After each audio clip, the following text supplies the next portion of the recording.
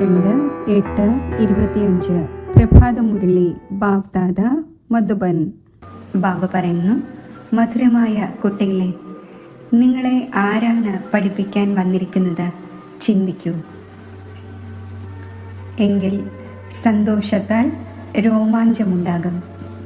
ഉയർന്നതിലും ഉയർന്ന ബാബയാണ് പഠിപ്പിക്കുന്നത്. ഇങ്ങനെയുള്ള പഠനം ഒരിക്കലും ഉപേക്ഷിക്കുവാൻ പാടില്ല. ചോദ്യം: ഇപ്പോൾ കുട്ടികളായ നിങ്ങൾക്ക് ഏതൊരു നിശ്ചയമുണ്ടായി? നിശ്ചയബുദ്ധിയുടെ അടയാളങ്ങൾ എന്തായിരിക്കും? ഉത്തരം: നിങ്ങൾക്ക് ഈ നിശ്ചയം വന്നു. നമ്മൾ ഇപ്പോൾ ഇങ്ങനെയുള്ള പഠനമാണ് പഠിച്ചുകൊണ്ടിരിക്കുന്നത്. അതിലൂടെ ഡബിൾ കിരീടധാരിയായ രാജാക്കന്മാരുടെയും രാജാവാകും. സ്വയം ഭഗവാൻ പഠിപ്പിച്ച് നമ്മെ വിശ്വത്തിൻ്റെ അധികാരിയാക്കുന്നു. ഇപ്പോൾ നമ്മൾ ആ ഒന്നിൻ്റെ കുട്ടികളായിരിക്കുന്നു. അതിനാൽ ഈ പഠനത്തിൽ മുഴുകണം. ഇതുപോലെ കൊച്ചുകുട്ടികൾ തങ്ങളുടെ മാതാപിതാക്കളല്ലാതെ മറ്റാരുടെയും അടുക്കൽ പോകുന്നില്ല. അതുപോലെ പരിധിയില്ലാത്ത ബാബയെ ലഭിച്ചിരിക്കുന്നു. അതിനാൽ മറ്റൊന്നിനോടും ഇഷ്ടം വരരുത്. ഒന്നിൻ്റെ മാത്രം ഓർമ്മയുണ്ടായിരിക്കട്ടെ. ഗീതം: ഇന്ന് ആരാണ് അതിരാവിലെ വന്നിരിക്കുന്നത്? ഓം ശാന്തി. മധുരമധുരമായ കുട്ടികൾ ഗീതം കേട്ടു. ആരാണ് വന്നിരിക്കുന്നത്? ആരാണ് പഠിപ്പിക്കുന്നത്? ഇത് വിവേകത്തിൻ്റെ കാര്യമാണ്. ചിലർ വളരെയധികം ബുദ്ധിശാലികളായിരിക്കും, ചിലർ ബുദ്ധി കുറഞ്ഞവരായിരിക്കും. ആരാണോ വളരെയധികം വിദ്യാഭ്യാസം ഉള്ളവർ, അവരെ വളരെ ബുദ്ധിശാലികൾ എന്ന് പറയും. ശാസ്ത്രങ്ങളും മറ്റും ആരാണോ പഠിച്ചിട്ടുള്ളത്, അവർക്ക് മാന്യത ഉണ്ടാകുന്നു. പഠിത്തം കുറവുള്ളവർക്ക് മാന്യതയും കുറവായിരിക്കും ലഭിക്കുന്നത്. ഇപ്പോൾ ഗീതത്തിലെ വാക്കുകൾ കേട്ടു. ആരാണ് വന്നിരിക്കുന്നത് പഠിപ്പിക്കുവാനായി? ടീച്ചറാണല്ലോ വരുന്നത്. സ്കൂളിൽ പഠിക്കുന്നവർക്ക് ടീച്ചർ വന്നിരിക്കുന്നു എന്നറിയാം. ഇവിടെ ആരാണ് വന്നിരിക്കുന്നത്? പൂർണ്ണമായും രോമാഞ്ചം ഉണ്ടാകേണ്ടതാണ്. ഉയർന്നതിലും ഉയർന്ന ബാബ വീണ്ടും പഠിപ്പിക്കാൻ വന്നിരിക്കുന്നു. വിവേകത്തിൻ്റെ കാര്യമാണല്ലോ, ഭാഗ്യത്തിൻ്റെയും കാര്യമാണ്. പഠിപ്പിക്കുന്നത് ആരാണ്? ഭഗവാൻ. ആ ഒന്ന് വന്ന് പഠിപ്പിക്കുന്നു. വിവേകം പറയുന്നു, ആര് എത്ര തന്നെ വലുതിലും വലിയ പഠനം പഠിക്കുന്നുണ്ടെങ്കിലും ഉടൻ ആ പഠനം ഉപേക്ഷിച്ചും വന്ന് ഭഗവാനിൽ നിന്നും പഠിച്ചെങ്കിൽ, ഒരു സെക്കൻഡിൽ സർവ്വതും ഉപേക്ഷിച്ച് ബാബയുടെ അടുത്ത് പഠിക്കാൻ വന്നെങ്കിൽ, ബാബ മനസ്സിലാക്കിച്ചു തന്നു, ഇപ്പോൾ നിങ്ങൾ പുരുഷോത്തമ സംഗമയുഗി ആയിരിക്കുന്നു. ഉത്തമത്തിലും ഉത്തമ പുരുഷൻ ഈ ലക്ഷ്മി നാരായണനാണ്. ലോകത്തിൽ ആർക്കും അറിയില്ല ഏത് എഡ്യൂക്കേഷനിലൂടെയാണ് ഇവർ ഈ പദവി നേടിയത് എന്ന്. നിങ്ങൾ ഈ പദവി നേടുന്നതിനായി പഠിക്കുന്നു. ആരാണ് പഠിപ്പിക്കുന്നത്? ഭഗവാൻ. അപ്പോൾ മറ്റെല്ലാ പഠനങ്ങളും ഉപേക്ഷിച്ച് ഈ പഠനത്തിൽ മുഴുകേണ്ടതാണ്. കാരണം ബാബ വരുന്നത് തന്നെ കൽപ്പത്തിനു ശേഷമാണ്. ബാബ പറയുന്നു, ഞാൻ ഓരോ 5000 വർഷത്തിനു ശേഷവും വരുന്നു നേരിട്ട് പഠിപ്പിക്കുവാൻ. അതിശയമാണല്ലോ. പറയുന്നുമുണ്ട്, ഭഗവാനാണ് നമ്മെ പഠിപ്പിക്കുന്നത് ഈ പദവി പ്രാപ്തമാക്കിക്കുവാൻ. എന്നിട്ടും പഠിക്കുന്നില്ല. അപ്പോൾ ബാബ പറയും, ഇത് വിവേകശാലിയല്ല. ബാബയുടെ പഠനത്തിൽ പൂർണ്ണ ശ്രദ്ധ കൊടുക്കുന്നില്ല. ബാബയെ മറന്നുപോകുന്നു. നിങ്ങൾ പറയുന്നു, ബാബ നമ്മൾ മറന്നുപോകുന്നു, ടീച്ചറിനെയും മറന്നുപോകുന്നു. ഇതാണ് മായയുടെ കൊടുങ്കാറ്റ്. പക്ഷേ പഠനം പഠിക്കേണ്ടതാണല്ലോ. വിവേകം പറയുന്നു, ഭഗവാനാണ് പഠിപ്പിക്കുന്നത്. അതിനാൽ ഈ പഠനത്തിൽ പൂർണ്ണമായും മുഴുകേണ്ടതാണ്. കൊച്ചുകുട്ടികൾക്കാണ് പഠിക്കേണ്ടതായിട്ടുള്ളത്. ആത്മാവ് എല്ലാവർക്കും ഉണ്ട്. ബാക്കി ശരീരമാണ് ചെറുതോ വലുതോ ആകുന്നത്. ആത്മാവ് പറയുന്നു, ഞാൻ അങ്ങയുടെ ചെറിയ കുട്ടിയായിരിക്കുന്നു. ശരി, എൻ്റേതായിരിക്കുന്നുവെങ്കിൽ ഇപ്പോൾ പഠിക്കൂ. പാല് കുടിക്കുന്നവരല്ലല്ലോ. അതായത് അപക്വമായ കുഞ്ഞുങ്ങൾ അല്ലല്ലോ. പഠനം ഫസ്റ്റ്. ഇതിൽ വളരെയധികം അറ്റൻഷൻ നൽകണം. സ്റ്റുഡൻസ് പിന്നെ വരുന്നു ഇവിടെ സുപ്രീം ടീച്ചറിൻ്റെ അടുക്കൽ. ആ പഠിപ്പിക്കുന്ന ടീച്ചേഴ്സും നിയോഗിക്കപ്പെട്ടവരാണ്. എന്നിരുന്നാലും സുപ്രീം ടീച്ചർ ഉണ്ടല്ലോ. 7 ദിവസത്തെ ഭക്തി എന്നും പാടപ്പെട്ടിട്ടുണ്ട്. ബാബു പറയുന്നു, പവിത്രമായിരിക്കൂ, എന്നെ ഓർമ്മിക്കൂ. ദൈവിക ഗുണങ്ങൾ ധാരണ ചെയ്തു എങ്കിൽ നിങ്ങൾ ഇതായി മാറും. പരിധിയില്ലാത്ത ബാബയെ ഓർമ്മിക്കേണ്ടി വരും. കൊച്ചുകുട്ടികളെ മാതാപിതാക്കളല്ലാതെ മറ്റാരെങ്കിലും എടുക്കുകയാണെങ്കിൽ അവരുടെ അടുക്കൽ പോകുന്നില്ല. നിങ്ങളും പരിധിയില്ലാത്ത ബാബയുടേതായിരിക്കുന്നു. അപ്പോൾ ആരുമായിക്കൊള്ളട്ടെ, മറ്റാരെങ്കിലും നോക്കുന്നത് പോലും ഇഷ്ടപ്പെടുകയില്ല. നിങ്ങൾക്കറിയാം, നമ്മൾ ഉയർന്നതിലും ഉയർന്ന ബാബയുടേതാണ്. ആ ഒന്ന് നമ്മെ ഡബിൾ കിരീടധാരിയായ രാജാക്കന്മാരുടെയും രാജാവാക്കി മാറ്റുന്നു. ലൈറ്റിൻ്റെ കിരീടമാണ് മന്മനാഭവ. രത്നങ്ങൾ പതിപ്പിച്ച കിരീടമാണ് മധ്യാജീഭവ. നിശ്ചയമുണ്ടാകുന്നു, നമ്മൾ ഈ പഠനത്തിലൂടെ വിശ്വത്തിൻ്റെ അധികാരിയാകുന്നു. 5000 വർഷത്തിന് ശേഷം ഹിസ്റ്ററി റിപ്പീറ്റ് ആകുന്നുവല്ലോ. നിങ്ങൾക്ക് രാജപദം ലഭിക്കുന്നു. ബാക്കി എല്ലാ ആത്മാക്കളും ശാന്തിധാമത്തിൽ തങ്ങളുടെ വീട്ടിലേക്ക് പോകുന്നു. ഇപ്പോൾ കുട്ടികളായ നിങ്ങൾക്ക് മനസ്സിലായി, യഥാർത്ഥത്തിൽ നമ്മൾ ആത്മാക്കൾ ബാബയുടെ കൂടെ തൻ്റെ വീട്ടിൽ നിവസിക്കുന്നു. ബാബയുടേതാകുന്നതിലൂടെ ഇപ്പോൾ നിങ്ങൾ സ്വർഗത്തിൻ്റെ അധികാരിയാകുന്നു. പിന്നെ ബാബയെ മറന്ന് ഓർഫനായി പോകുന്നു, അതായത് അനാഥരായി പോകുന്നു. ഭാരതം ഈ സമയം ഓർഫനാണ്. മാതാപിതാക്കൾ ഇല്ലാത്തവരെയാണ് ഓർഫൻ എന്ന് പറയുന്നത്. തിക്കും തിരക്കും കൊള്ളുന്നു. നിങ്ങൾക്ക് ഇപ്പോൾ ബാബയെ ലഭിച്ചു. നിങ്ങൾ മുഴുവൻ സൃഷ്ടിചക്രത്തെയും അറിയുന്നു. അപ്പോൾ സന്തോഷത്താൽ ഗദ്ഗതമുണ്ടാകേണ്ടതാണ്. നമ്മൾ പരിധിയില്ലാത്ത ബാബയുടെ കുട്ടികളാണ്. പരംപിത പരമാത്മാവ് പ്രജാപിത ബ്രഹ്മാവിലൂടെ ബ്രാഹ്മണരുടെ പുതിയ സൃഷ്ടി രചിക്കുന്നു. ഇത് വളരെ സഹജമായി മനസ്സിലാക്കേണ്ട കാര്യമാണ്. നിങ്ങളുടെ ചിത്രവുമുണ്ട്, വിരാട് രൂപത്തിൻ്റെ ചിത്രവും ഉണ്ടാക്കിയിട്ടുണ്ട്. 84 ജന്മങ്ങളുടെ കഥ കാണിച്ചിരിക്കുന്നു. നമ്മൾ തന്നെ ദേവത, പിന്നെ ക്ഷത്രിയൻ, വൈശ്യൻ, ശൂദ്രൻ ആകുന്നു. ഇത് ഒരു മനുഷ്യരും അറിയുന്നില്ല. കാരണം ബ്രാഹ്മണരുടെയും ബ്രാഹ്മണരെ പഠിപ്പിക്കുന്ന ബാബയെയും രണ്ടുപേരുടെയും പേരും അടയാളവും അപ്രത്യക്ഷമാക്കി. ഇംഗ്ലീഷിലും നിങ്ങൾക്ക് നല്ല രീതിയിൽ മനസ്സിലാക്കിച്ചു കൊടുക്കുവാൻ സാധിക്കും. ആരാണോ ഇംഗ്ലീഷ് അറിയുന്നത് അവർ ട്രാൻസ്ലേഷൻ ചെയ്ത് പിന്നെ മനസ്സിലാക്കിച്ചു കൊടുക്കണം. ഫാദർ നോളജ്ഫുള്ളാണ്. സൃഷ്ടിചക്രം എങ്ങനെ തിരിയുന്നു എന്ന ഈ ജ്ഞാനം ആ ഒന്നിനാണുള്ളത്. ഇത് പഠനമാണ്.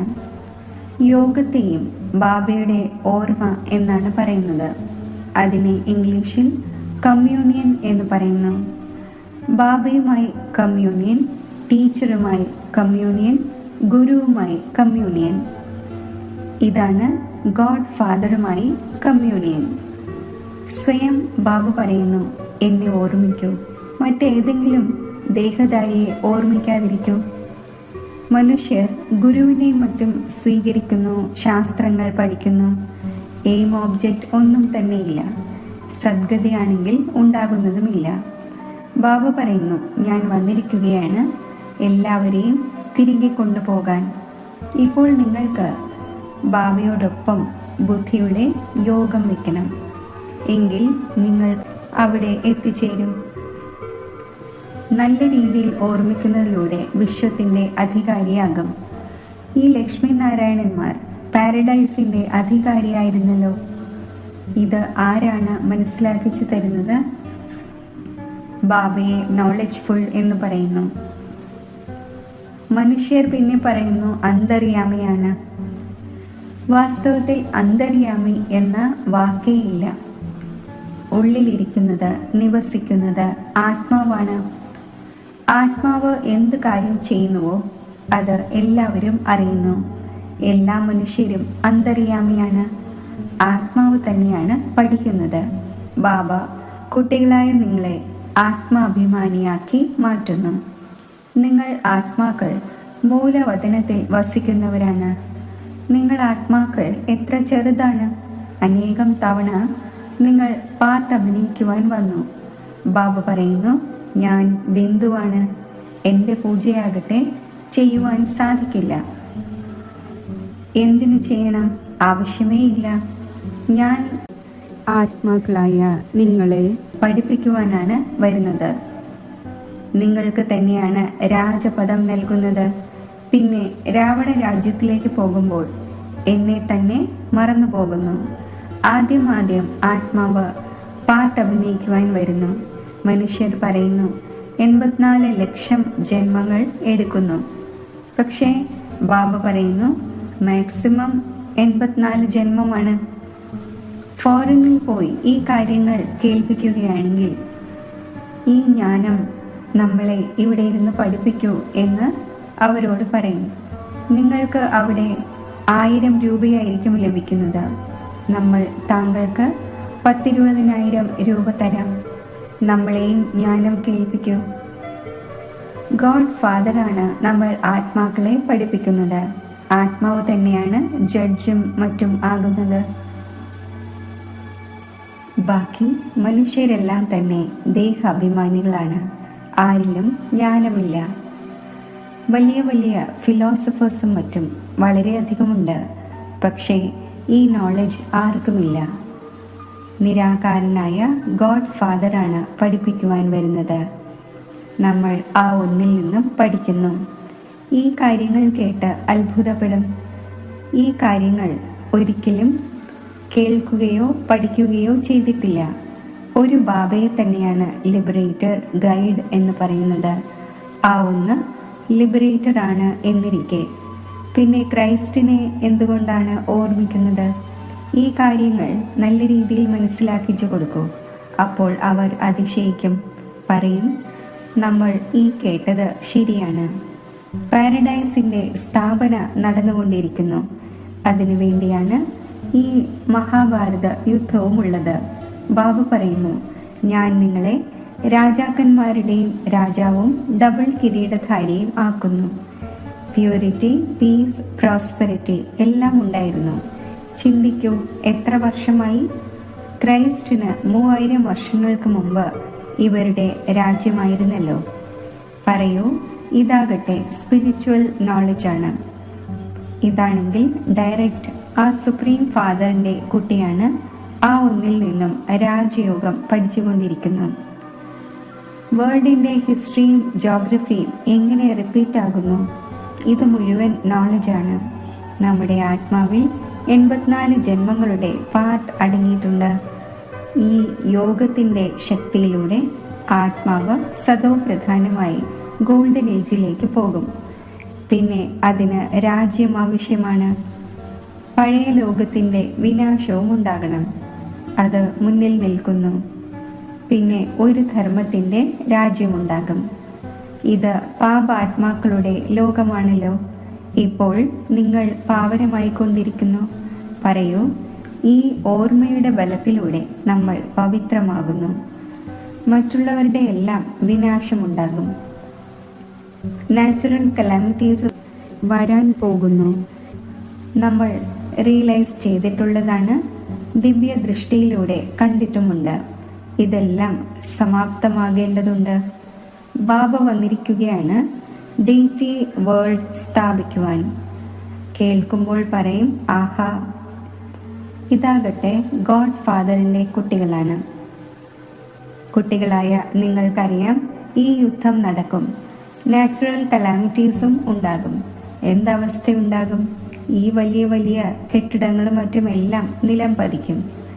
നിങ്ങൾക്കറിയാം, ഈ ബോംബുകളും മറ്റും 5000 വർഷങ്ങൾക്ക് മുമ്പും നിർമ്മിച്ചിരുന്നു, തൻ്റെ തന്നെ വിനാശത്തിന് വേണ്ടി. ഇപ്പോഴും ബോംബുകൾ തയ്യാറാണ്. നിങ്ങൾ വിശ്വത്തിൻ്റെ മേൽ വിജയം നേടുന്ന ഈ യോഗബലം എന്ത് വസ്തുവാണ് എന്നത് ആരും അറിയുന്നില്ല. പറയൂ, സയൻസ് നിങ്ങളുടെ തന്നെ വിനാശം ചെയ്യുന്നു. നമ്മുടേത് ബാബയുമായുള്ള യോഗമാണ്. ആ സൈലൻസിന്റെ ബലത്തിലൂടെ നമ്മൾ വിശ്വത്തിന്റെ മേൽ ജയം നേടി സദോ പ്രധാനമായി മാറുന്നു. ബാബ തന്നെയാണ് പതീത പാവനൻ. പാവന ലോകം തീർച്ചയായും സ്ഥാപിച്ചേ വിടുകയുള്ളൂ. ഡ്രാമ അനുസരിച്ച് അടങ്ങിയിട്ടുണ്ട്. എന്തെല്ലാം ബോംബുകളാണോ നിർമ്മിച്ചത്, അവ വച്ചിരിക്കുമോ? ഇങ്ങനെയെല്ലാം മനസ്സിലാക്കിക്കുമെങ്കിൽ അവർ മനസ്സിലാക്കും, ഇത് ഏതോ അതോറിറ്റിയാണ്. ഇതിൽ ഗോഡ് വന്ന് പ്രവേശിച്ചിരിക്കുന്നു. ഇതും ഡ്രാമയിൽ അടങ്ങിയിട്ടുണ്ട്. ഇങ്ങനെയുള്ള കാര്യങ്ങൾ പറഞ്ഞുകൊണ്ടിരിക്കുമെങ്കിൽ അവർ സന്തോഷിക്കും. ആത്മാവിൽ എങ്ങനെയുള്ള പാർട്ടാണോ ഉള്ളത്, ഇതും അനാദിയായി തയ്യാറാക്കപ്പെട്ട ഡ്രാമയാണ്. പിന്നെ തൻ്റെതായ സമയത്ത് ക്രൈസ്റ്റ് വന്ന് നിങ്ങളുടെ ധർമ്മം സ്ഥാപിക്കും. ഇങ്ങനെ അതോറിറ്റിയോടെ പറയുമെങ്കിൽ അവർ മനസ്സിലാക്കും. ബാബ എല്ലാ കുട്ടികൾക്കും ഇരുന്ന് മനസ്സിലാക്കിച്ചു തരുന്നു.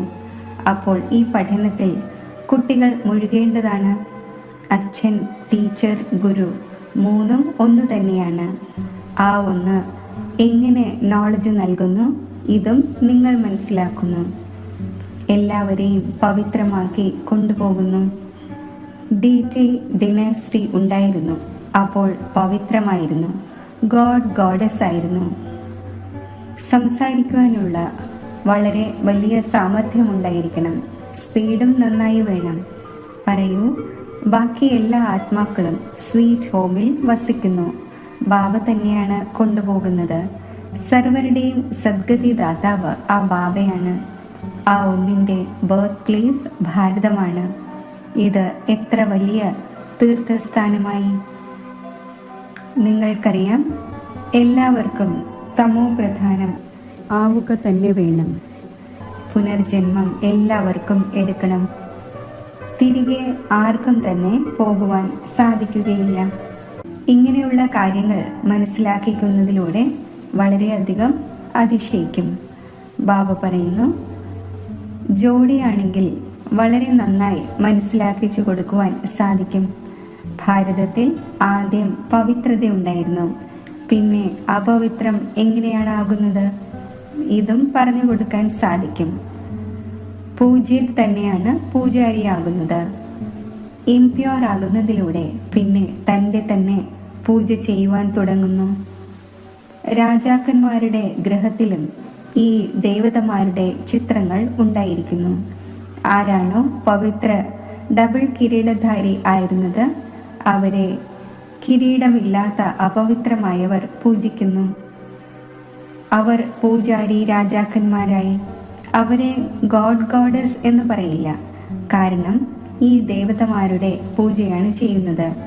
താങ്കൾ തന്നെ പൂജ്യം, താങ്കൾ തന്നെ പൂജാരി. പതീതമായി മാറുന്നു. അപ്പോൾ രാവണ രാജ്യം ആരംഭിക്കുന്നു.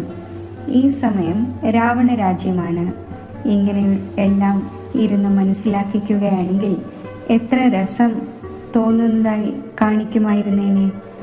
വാഹനത്തിൻ്റെ 2 ചക്രങ്ങൾ, അതായത് യുഗൾ ആണെങ്കിൽ വളരെയധികം അത്ഭുതം ചെയ്ത് കാണിക്കട്ടെ. നമ്മൾ യുഗൾ തന്നെയാണ് വീണ്ടും പൂജ്യരാകുന്നത്. നമ്മൾ പ്യൂരിറ്റി, പീസ്, പ്രോസ്പെറിറ്റിയുടെ സമ്പത്ത് നേടിക്കൊണ്ടിരിക്കുന്നു. നിങ്ങളുടെ ചിത്രങ്ങളും ഇറങ്ങിക്കൊണ്ടിരിക്കുന്നു. ഇത് ഈശ്വരീയ പരിവാരമാണ്. ബാബയുടെ കുട്ടികളാണ്. പൗത്രരും പൗത്രികളുമാണ്. ഇത്രമാത്രം, മറ്റൊരു ബന്ധവുമില്ല. പുതിയ സൃഷ്ടിയെന്ന് ഇതിനെ തന്നെയാണ് പറയുന്നത്. പിന്നീട് കുറച്ചു പേർ ദേവീ ദേവന്മാരാകും. പിന്നെ പതുക്കെ പതുക്കെ വർധനവുണ്ടാകുന്നു. ഈ നോളജ് എത്ര മനസ്സിലാക്കേണ്ടതാണ്. ഈ ബാബയും തൊഴിലിൽ നവാബിനെ പോലെ ആയിരുന്നു. ഒരു കാര്യത്തിൻ്റെയും ചിന്ത ഉണ്ടായിരുന്നില്ല. ഇത് ബാബയാണ് പഠിപ്പിക്കുന്നത്. വിനാശം മുന്നിൽ നിൽക്കുകയാണ് എന്നും കണ്ടപ്പോൾ ഒറ്റയടിക്ക് ഉപേക്ഷിച്ചു. നമുക്ക് ചക്രവർത്തി പദവി ലഭിക്കുമ്പോൾ പിന്നെ കഴുത പദം കൊണ്ട് എന്തു ചെയ്യുവാനാണ് എന്ന് തീർച്ചയായും മനസ്സിലാക്കി. അപ്പോൾ നിങ്ങൾ മനസ്സിലാക്കുന്നു, ഭഗവാനാണ് പഠിപ്പിക്കുന്നത്. ഇത് പൂർണ്ണ രീതിയിൽ പഠിക്കേണ്ടതാണല്ലോ. ആ ഒന്നിൻ്റെ മതമനുസരിച്ച് നടക്കേണ്ടതാണ്. ബാബ പറയുന്നു, സ്വയം ആത്മാവാണ് എന്ന് മനസ്സിലാക്കി ബാബയെ ഓർമ്മിക്കൂ. ബാബയെ നിങ്ങൾ മറന്നു പോകുന്നു. ലജ്ജ വരുന്നില്ലേ? ആ ലഹരി കയറുന്നില്ല. ഇവിടെ നിന്നും വളരെ നന്നായി റിഫ്രഷായി പോകുന്നു. പിന്നെ അവിടെ സോഡ വാട്ടർ പോലെയാകുന്നു. ഇപ്പോൾ കുട്ടികളായി നിങ്ങൾ പുരുഷാർത്ഥം ചെയ്യുന്നു, ഗ്രാമങ്ങൾ തോറും സേവനം ചെയ്യുന്നതിൻ്റെ. ബാബു പറയുന്നു, ഏറ്റവും ആദ്യം ഇത് പറഞ്ഞു കൊടുക്കൂ, ആത്മാക്കളുടെ പിതാവ് ആരാണ്? ഭഗവാനാകട്ടെ നിരാകാരൻ തന്നെയാണ്. ആ ഒന്ന് ഈ പതീത ലോകത്തെ പാവനമാക്കി മാറ്റും. ശരി, മധുരമധുരമായ വളരെ കാലം വേർപിരിഞ്ഞ ശേഷം തിരിച്ചു കിട്ടിയ കുട്ടികൾക്ക് മാതാവും പിതാവുമായ ബാബ്ദാദയുടെ സ്നേഹസ്മരണകൾ. Good morning. ആത്മീയ പിതാവിൻ്റെ ആത്മീയ കുട്ടികൾക്ക് നമസ്തേ. ധാരണയ്ക്കുള്ള മുഖ്യസാരം: സ്വയം ഭഗവാൻ സുപ്രീം ടീച്ചറായി പഠിപ്പിച്ചുകൊണ്ടിരിക്കുന്നു. അതിനാൽ നല്ല രീതിയിൽ പഠിക്കണം. ആ ഒന്നിൻ്റെ മതമനുസരിച്ച് നടക്കണം. ബാബയുമായി ഈ വിധം യോഗം വെക്കണം. അതിലൂടെ സൈലൻസിൻ്റെ ബലം ശേഖരിക്കപ്പെടണം. സൈലൻസിൻ്റെ ബലത്തിലൂടെ വിശ്വത്തിൻ്റെ മേൽ ജയം നേടണം. പതീതത്തിൽ നിന്നും പാവനമാകണം. വരദാനം: സമയത്തെയും സങ്കല്പങ്ങളെയും സേവനത്തിൽ അർപ്പിക്കുന്ന വിധാതാവും വരദാതാവുമായി ഭവിക്കട്ടെ.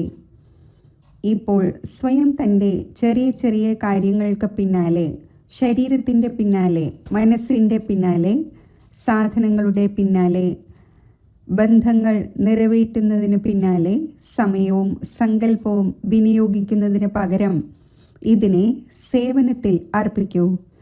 ഈ സമർപ്പണ ചടങ്ങ് ആഘോഷിക്കൂ.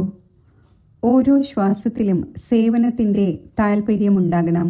സേവനത്തിൽ മഗ്നമായിരിക്കൂ. അപ്പോൾ സേവനത്തിൽ മുഴുകുന്നതിലൂടെ സ്വ ഉന്നതിയുടെ ഗിഫ്റ്റ് സ്വതവേ പ്രാപ്തമാകും. വിശ്വമംഗളത്തിൽ സ്വമംഗളം അടങ്ങിയിട്ടുണ്ട്. അതിനാൽ നിരന്തരം മഹാദാനിയും വിധാതാവും വരദാതാവും ആകൂ. സ്ലോഗൻ: തൻ്റെ ഇച്ഛകളെ കുറയ്ക്കൂ, അപ്പോൾ സമസ്യകൾ കുറയും. അവ്യക്ത സൂചന: സഹജയോഗി ആകണമെങ്കിൽ പരമാത്മാ സ്നേഹത്തിൻ്റെ അനുഭവിയാകൂ. ഏതുപോലെ ലൗകിക രീതിയിൽ ആരുടെയെങ്കിലും സ്നേഹത്തിൽ ലവ്ലീൻ ആണെങ്കിൽ ഇവർ ലവ്ലീനാണ്, പ്രണയിതാവാണ് എന്ന് മുഖത്തിലൂടെയും നയനങ്ങളിലൂടെയും വാക്കിലൂടെയും അനുഭവപ്പെടുന്നു. അതേപോലെ ഏത് സമയത്ത് സ്റ്റേജിൽ വരുന്നുവോ അപ്പോൾ എത്രത്തോളം തൻ്റെ ഉള്ളിൽ ബാബയുടെ സ്നേഹം എമർജാകുമോ അത്രയും സ്നേഹത്തിൻ്റെ അമ്പ് മറ്റുള്ളവരെയും സ്നേഹത്തിൽ മുറിവേൽപ്പിക്കും. ഓം ശാന്തി. ഞാൻ ശാന്തസ്വരൂപ ആത്മാവാണ്. ശാന്തത എൻ്റെ നൈസർഗിക ഗുണമാണ്.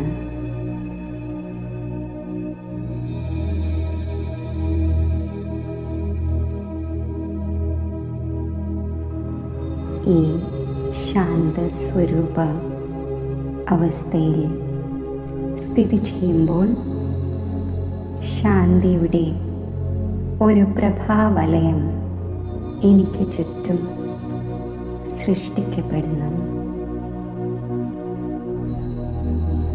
എന്നിൽ നിന്നും ശാന്തിയുടെ പ്രകാശവീചികൾ നാനാ ദിശകളിലേക്കും വ്യാപിച്ചുകൊണ്ടിരിക്കുന്നു.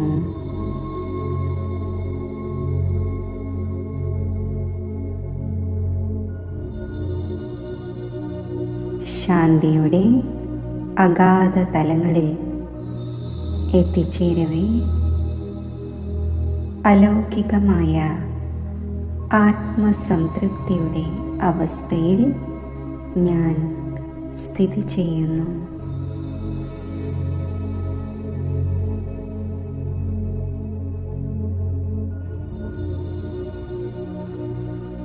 ആത്മാനുഭൂതിയുടെ ആഴങ്ങളിൽ സ്ഥിതി ചെയ്യുമ്പോൾ ശിവബാബയുടെ ദിവ്യ സാന്നിധ്യം എനിക്ക് അനുഭവപ്പെടുന്നു.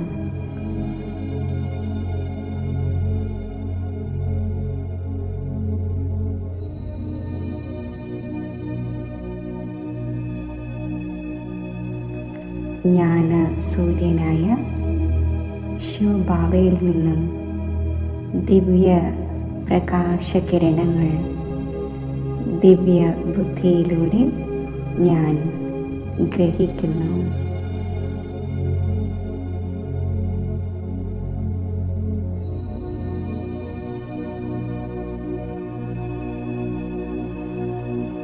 ശാന്തിയുടെയും പവിത്രതയുടെയും ശക്തി എന്നിൽ നിറയുന്നു.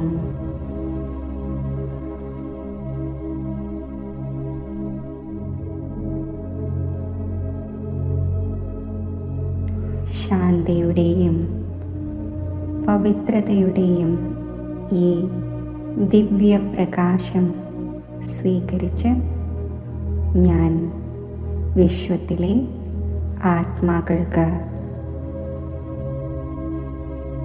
ദാനം ചെയ്യുന്നു.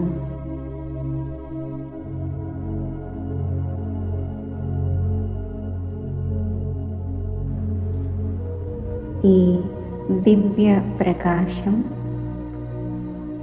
സമസ്ത വിശ്വത്തിലെ ആത്മാക്കളെയും സ്പർശിക്കുമ്പോൾ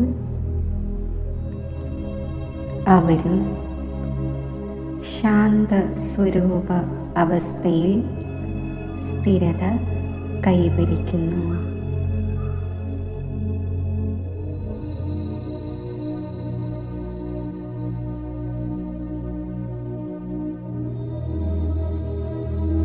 ശാന്തിയുടെ സാഗരമായ ശിവപരമാത്മാവുമായി മാനസികമായി സംയുക്തമായിരുന്ന് ശാന്തിയുടെ കിരണങ്ങൾ വിശ്വമാകെ പ്രസരിപ്പിക്കുമ്പോൾ വിശ്വം മുഴുവനും പരമാത്മാ ശാന്തിയുടെ പ്രഭാവത്താൽ ശാന്തിയാകുന്ന ഗുണത്താൽ സമൃദ്ധമാകുന്നു.